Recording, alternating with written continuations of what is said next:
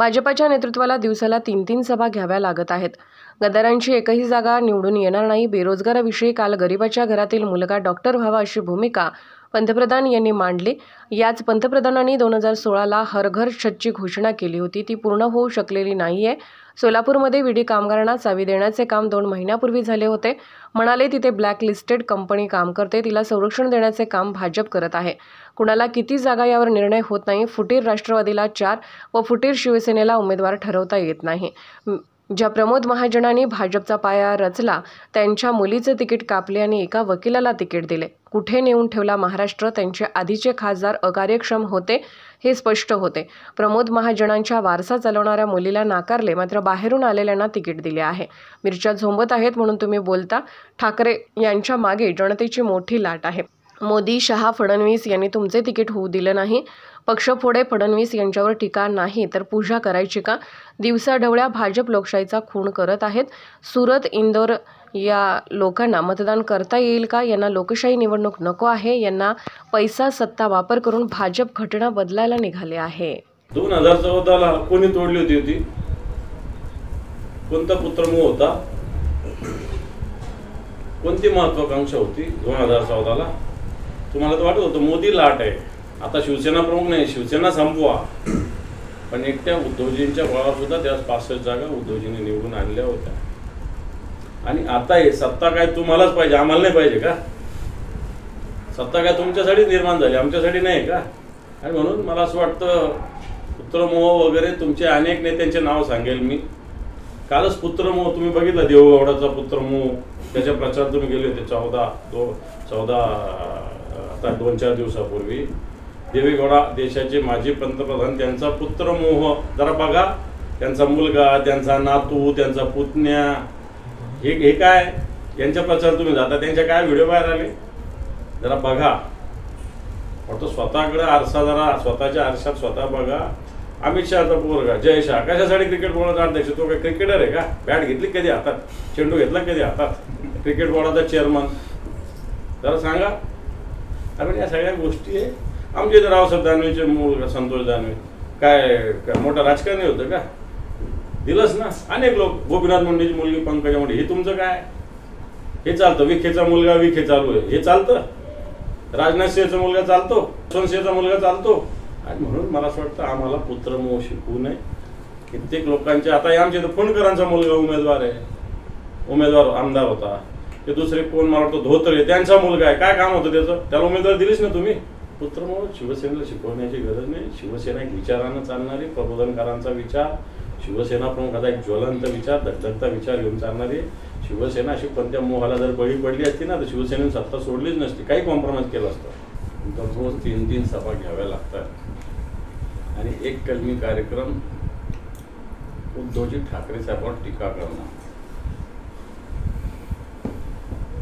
आणि टीका करत असताना ज्या शिवसेनेनं राजधर्म पाळण्याची भूमिका ज्यावेळेस अटलजी अडवाणीजीनं मांडली होती, त्यावेळेस ज्या शिवसेना प्रमुख बाळासाहेब ठाकरे यांनी मोदी गया तो गुजरात गया अशा प्रकारचं वक्तव्य केलं होतं, ज्या शिवसेनेचे उलगडे मागच्याच लोकसभेच्या वेळेस त्यांनी झिजवले होते, त्या शिवसेनेचा उल्लेख वेगळ्या पद्धतीने करत असताना एक शिवसैनिकामध्ये एक जिद्दीची भावना निर्माण झालेली आहे. आणि ज्या अर्थी पंतप्रधानाला 10-20 सभा या ठिकाणी घ्याव्या लागतात, त्या अर्थी या महाराष्ट्रामध्ये महाविकास आघाडी मजबूतीनं पुढे जाते हा विषय याच्यातला लक्षात घेण्यासारखा आहे. आणि म्हणून महाविकास आघाडी या मराठवाड्यात तर सगळ्या जागेवर अतिशय ताकदीनं काम करते, नवे विजयाच्या दिशेने जात आहे. कालच मी लातूर आणि धाराशिव जिल्ह्यामध्ये होतो. मराठवाडा असो की महाराष्ट्र असो, एनडीएला, भारतीय जनता पार्टीला आणि आमच्यातल्या गेलेल्या गद्दारांची तर एकही जागा येणार नाही अशा प्रकारची स्थिती निश्चित आहे. असं असताना बेरोजगारीविषयी काल गरिबाच्या घरातला मुलगा डॉक्टर व्हावा अशा प्रकारची भूमिका पंतप्रधानांनी मांडली. गरिबी हटवण्याचं संकल्प केल्याचं सांगितलं. 3 कोटी लोकांना घर देण्यास सांगितलं, परंतु याच पंतप्रधानाने 2016ला हर घर छत देण्याची घोषणा केली, ती पूर्ण होऊ शकलेली नाही. हर घर नल देण्याची घोषणा केली, ती पूर्ण होऊ शकलेली नाही. काल सोलापूरमध्ये ज्या विडी कामगारांना चाव्या देण्याचा कार्यक्रम जो 2 महिन्यापूर्वी झाला होता, मी दाव्यासहित सांगतो, एक एजन्सी ब्लॅकलिस्टेड एजन्सी आहे, जी ब्लॅकलिस्टेड एजन्सीनंच दुसऱ्याच्या नावावर काम घेऊन तिथं करतायत आणि अजूनही कोणत्याही प्रकारचं काम जे खोट्या घोषणा 30,000 घराच्या त्यांनी केलेल्या आहे. मला वाटत नाही 5,000 6,000च्या वर घर पूर्ण झाले, परंतु चाव्यासुद्धा अजून हँडओव्हर झालेल्या नाही. पण एक भ्रष्टाचारी एजन्सी या ठिकाणी काम करते, तिला संरक्षण देण्याचं काम भारतीय जनता पार्टी करते, अशा प्रकारची स्थिती आहे. या संभाजीनगरात सुद्धा 70,000च्या वर घरकुल देण्याचा घोषणा झाली, परंतु त्याची ईडीची चौकशी चालू आहे आणि ईडीच्या चौकशीत माझ्या माहितीप्रमाणे जसे कलेक्टर कमिशनर आहे तसे भारतीय जनता पार्टीच्या काही नेत्यावर सुद्धा, ज्याला उंगली निर्देश म्हणता येईल, बोट गेलेलं आहे. ते कोण आहेत हे तुम्ही शोधा. पण भारतीय जनता पार्टीच्या काही नेत्यांचा सुद्धा या सगळ्या ह्या घरकुलाची योजना स्वतःच्या एजन्सीला मिळावी अशा प्रकारचा प्रयत्न भारतीय जनता पार्टीचे आमदार आणि भारतीय जनता पार्टीचे केंद्रीय मंत्री यांनी केलेला आहे. थोडक्यात जो मोदीजींचं स्वप्न आहे, हर घर छत, ते या संभाजीनगरात सुद्धा देशोधडीला लावण्याचं पाप भारतीय जनता पार्टीच्या नेतृत्वामुळं, प्रशासनाच्या हलगर्जीपणामुळे झालेलं आहे, हेही आपल्याला विसरता येणार नाही. उमेदवार बिनविरोध निवडून आला होता, त्यानंतर तुम्ही टीका केली होती की कशा पद्धतीने हे सगळं झालंय. काल तर असं झालं की सुरतमध्ये एका उमेदवारानं उमेदवारी अर्ज मागेच घेतला आणि ते त्यांची जी गुन्हे दाखल झाले होते ते सगळे ते माफ झाले असेल. ही इंदोरमध्ये झालेली आपल्या माहितीच तो. सुरतची आधीची घटना, इंदोरची नंतरची घटना आहे.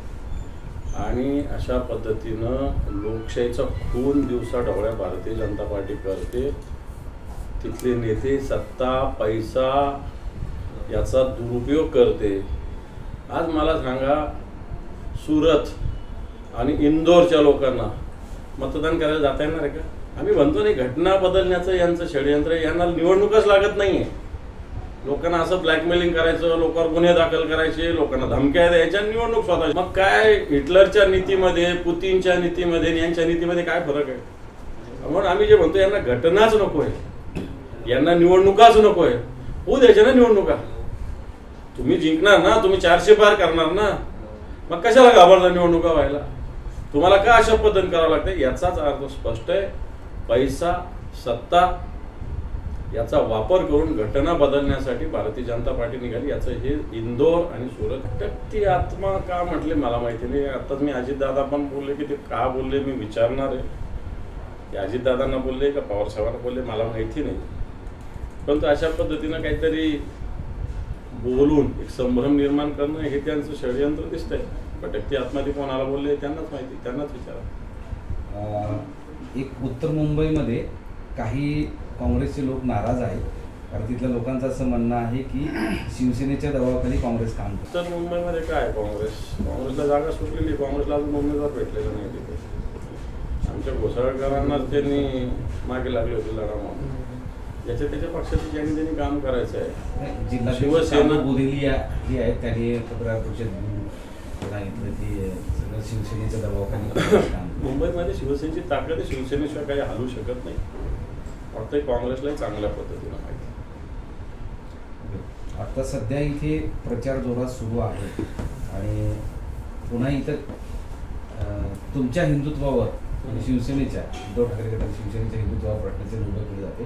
20 वर्ष हे बाणावर मतदान मागितले, आता मात्र खान आणि बाण बाजूला सोडून आम्ही एक आहोत असा दावा केला जातो. शिरसाट म्हणाले, शिरसाटांनी तसा एक व्हिडिओ दाखवला चंद्रकांत खैरेंचा की ते नमाज पठणाचं आवाहन करत आहे. मी पाहिलेला नाही हा व्हिडिओ. शिवसेनेच्या हिंदुत्वाविषयकपणाच्या सर्टिफिकेटची शिवसेनेला गरज नाही आहे. आणि जर कोणी एखाद्या धर्माचा आदर केला तर त्यात आपल्या धर्माचा अपमान होतो असा काही हिंदुत्वाचा एवढा संकुचित विचारसरणी हिंदुत्वाची नाही आहे. हिंदुत्वाची भूमिका ही व्यापक आहे. ही सातत्यानं प्रबोधनकार ठाकरे जे असतील, शिवसेना प्रमुख असतील, उद्धवजी असतील, सांगत आले की आमची हिंदुत्वाची भूमिका व्यापक आहे, बाकी धर्माचा आदर करणारी आहे. आणि अशा प्रकारचा आदर करणारी भूमिका असेल तर ते काय हिंदुत्वाची प्रतारणा थोडी होऊ शकते. शिवसेनेचं हिंदुत्व मला असं वाटतं कोणी शिवसेनेला शिकवण्याची आवश्यकता नाही. शिवसेनेचं हिंदुत्व या देशाने काही जगाने पाहिलेलं आहे, अनेक वेळेस बघितलेलं आहे. म्हणून त्या वेळा सांगण्याची वेळ तुम्ही आणू नका. शिवसेनेच्या हिंदुत्वाला कोणत्या प्रकारचं आव्हान देण्याची आवश्यकता नाही. रमेश यांनी एक मराठी ट्विट केलेलं आहे की पंतप्रधान मराठवाड्यात येत असतील तर ते मराठवाड्यात शेतकऱ्याच्या झाल्या दुरस्तीकडे पंतप्रधान लक्ष देणार का दुर्लक्ष का केलं याच्यावर बोलणार. त्यासोबत मराठवाड्यातील पाणी टंचाई दूर करण्यासाठी पंतप्रधानांकडे काही उपाययोजना केल्या आहेत का. त्याचबरोबर फक्त गुजरातच्या पांढऱ्या कांद्याबाबत निर्यातबंदी का उठवली गेली ह्यावर बोलणार का असं त्यांनी उपस्थित. अतिशय बरोबर ट्विट आहे जयराम रमेशजींचं. कारण या मराठवाड्यात सगळ्यात जास्त आत्महत्या या महाराष्ट्रात हे सरकार आल्यानंतर जो कालावधी लोटलेला 3,500च्या वर आत्महत्या झालेल्या आहे. ज्या लातूरला ते जातात या 15-16 महिन्यात एकट्या लातूरमध्ये 277 आत्महत्या, 277च्या वर आत्महत्या झालेल्या आहेत. याच लातूरला पिण्याचा पाण्याचा प्रश्न सोडवण्यासाठी एका रेल्वे बोगीनं पाणी आणलं होतं. याच लातूरमध्ये रेल्वेच्या वेगवेगळ्या पार्टचं फॅक्टरी करण्याचं आश्वासन दिलं होतं, नव्हे ते सुरू होईल अशा प्रकारचं सांगितलं होतं. याच मराठवाड्यामध्ये सगळ्यात जास्त टँकर आज चालू आहे, कारण तुम्ही हर घर जल हर घर नल म्हटले होते, पण सगळ्यात जास्त टँकर याच मराठवाड्यात चालू आहे. या प्रश्नाकडं निवडणुकीच्या वेळेसच त्यावेळेस बोलल्यानंतर मागच्या 5 वर्ष कुठेही याच्याकडे लक्ष दिलेलं नाही. आणि ह्या ट्विटनुसार खरंच पंतप्रधानांनी याच्यावर काय भूमिका असणार किंवा यांच्या सरकारने महाराष्ट्रातल्या असो देशातलं असो काय भूमिका घेतली याच्यावर भूमिका स्पष्ट करण्याची आवश्यकता आहे. त्यासोबतच तुम्ही जसं म्हणताय की आम्ही पुढे जात आहोत हे यावरून दिसतंय, पण त्यांची एक अडचण आहे की 5 लोकसभा मतदारसंघामध्ये अजून त्यांचे उमेदवारच जाहीर झाले. हे तर सत्य आहे ना, कारण कोणाला किती जागा हेच त्यांचं क्लिअर शेवटपर्यंत होत नाहीये. मला वाटतं जी फुटीर राष्ट्रवादी त्याची 4 जागेवर त्यांनी बोलवून केलेली आहे की आमच्यातले गद्दार त्यांना किती जागा मिळतात अजून माहिती नाही, पण ते उमेदवार ठरू शकत नाही. भारतीय जनता पार्टीचे किती उमेदवार बदलले याचाच अर्थ भारतीय जनता पार्टीनं आधी दिलेले खासदार होते अकार्यक्षम होते. मुंबईतल्या 3चे 3 उमेदवार भारतीय जनता पार्टी, प्रमोद महाजनासारख्या नेतृत्वाची जी कन्या आहे तिला सुद्धा भारतीय जनता पार्टी रिजेक्ट केलं. ज्या प्रमोद महाजनांनी या महाराष्ट्रात भारतीय जनता पार्टीचा पाया रचलेला आहे, गोपीनाथ मुंडे आणि प्रमोद महाजनांनी. या प्रमोद महाजनांच्या एका मुलीला सुद्धा हे तिकीट देत नाही. आणि जे कोण वकील आहेत असतील वकील, त्याच्याविषयी वकील म्हणून त्यांचा आदर आहे, परंतु ज्यांचा पार्टीशी कोणताही संबंध नाही अशा लोकांना तिकीट देण्याची भूमिका भारतीय जनता पार्टी ठेवली. याचा अर्थ भारतीय जनता पार्टी कुठे नेऊन ठेवला त्यांनी महाराष्ट्र, हा प्रश्न त्यांनाच आहे. आज अनेक ठिकाणी त्यांनी तिकीट बदललं, सोलापूरचं तिकीट त्यांनी बदललेलं आहे, अनेक ठिकाणचे तिकीट त्यांना बदलावे लागलेलं आहे. याचाच अर्थ त्यांचे आधीचे खासदार अकार्यक्षम होते हे स्पष्ट होत आहे.